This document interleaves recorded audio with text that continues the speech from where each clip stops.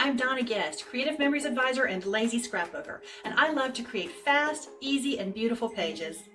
Besides your photos and stories, something else to give your pages personality is your memorabilia. Ribbons are a perfect piece of memorabilia for your scrapbook. They fit on a page, add color, make it look more interesting, and it gives you a place to keep them. But some awards are too big to fit on a page, like way too big. You'll of course want to include a photo of the award in your album, especially with the recipient in the picture. But you can dress up the page just like a ribbon does by creating your own as a large embellishment. I'm going to show you how to make an embellishment that's perfect for your awards pages. It checks all the boxes. It's fun, easy, and cute.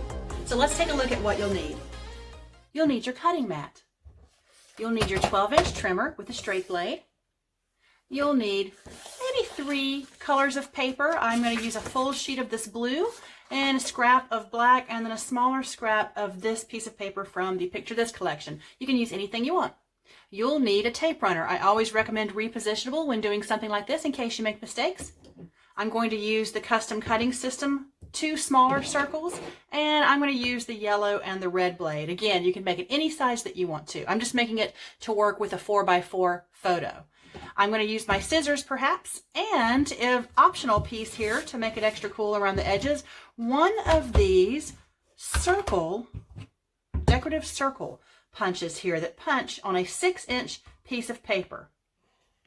These 3 include the dotted leaf punch, the floral circle punch, and the ornate arches punch.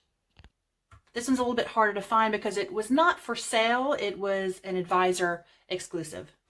I'm going to try this one with a dotted leaf punch. So the first thing I'll need is a 6x6 piece of paper. So using the trimmer, I can easily make that happen. I'll need the ruler to come out so I can measure 6, and then of course down to 6 inches. And if you have not seen my 12-inch trimmer video, I'm going to throw that up in the top right-hand corner so you can see how to easily cut it exactly down to 6 inches without much fuss or wasted paper. I'm basically just taking the edge here to 7 because I know it's 1 inch between the cutting blade and the edge of the cartridge housing. So perfect, a 6x6 piece of paper. And now we're going to use this punch. And to use these punches, they've got the instructions on the side here, but it's so easy. It's just not very intuitive. So we're going to punch all 4 corners. Hopefully I don't shake the table too much. Okay, and just make sure when you're punching to use the ball of your hand and don't tuck your fingers underneath or you will pinch them.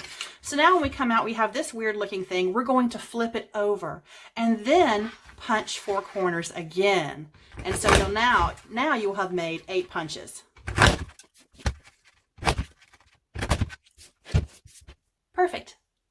Now since I used a different punch in the first one I made, I'm going to change this up a bit. It doesn't look like I'm going to need the middle-sized circle because it's a little bit too big, unless I don't mind covering up some of that design. Doesn't really matter. So instead, I'm going to use the little circle in all 3 blades, and I can make 3 sizes of circles in between. So the smallest I'm going to use for the photo, leave room for a photo there, and then I'm going to mat it twice with these.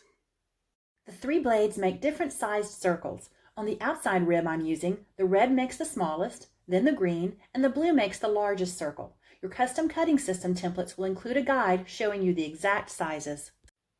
Then I'll attach them all using a tape runner. Repositionable is best in case I change my mind. I'm going to change it up a little bit because since I used this different punch and didn't use the larger circle, I don't have enough of this really cute paper showing, so I'm going to make the ribbons out of this paper instead of a solid paper. So I can make them 6 inches long each to save paper, so I only have to do 1 cut, and then I'm going to make them about 1.5 inches wide. So I'll just do 1 big strip, and then I'm going to cut that in half. I've got these 2 ribbons. I'm actually going to mat them, and I'm going to use the blue in the background. So I need to make it a little bit wider, about 1/4 inch wider, so that I have 1/8 of an inch on each side. So instead of 1.5, I'm going to make it 1 3/4, and this will need to be a little bit longer so it will cover the whole thing. I could probably get away with 6 inches each and just make the other one shorter, but I'm afraid they won't be long enough. We'll see.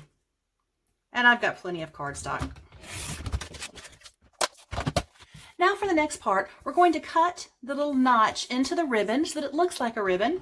And you can do that 1 or 2 ways, personal preference. You can do it with your 12-inch trimmer, by using the 45-degree angle line and placing the edge here on your cutting line there. And you can use the wonderful sight line there to make sure you're cutting at the right spot. And then just cut to the center of it. Now you kind of have to eyeball this, and you could cut right into the center. Okay, I kind of got it even where the white, I'll show you here, where the white tab was even with this edge there. So I'm going to flip it and do the exact same thing. And I'm going to have the white line here even with this tab. And it should come out perfectly. It did. It makes a perfect little angle there. You can also do it the shortcut way. It may not be as perfect, but you could just eyeball this as well. I'm going to take a chance just for this demonstration and just cut it using my scissors. And of course, that one is not nearly as perfect, but I can live with it. Pretty good still. So 2 ways to do that.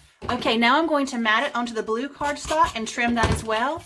And you just have an 1/8 of an inch. I can line it all the way to the end here, but I've got an 1/8 of an inch border on both sides. And this is just easy enough to cut with my scissors here and make it pretty perfect.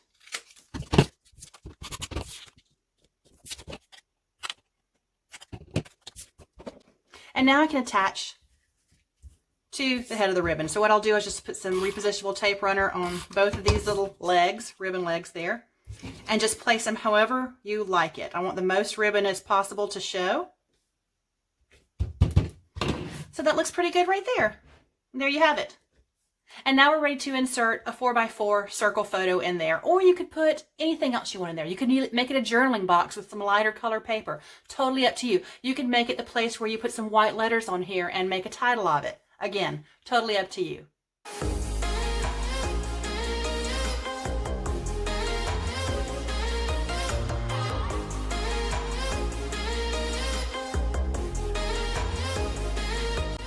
Thanks so much for watching, and thank you for being a subscriber to my channel. If you haven't yet subscribed, be sure to click the red button down below to make sure you see all future videos.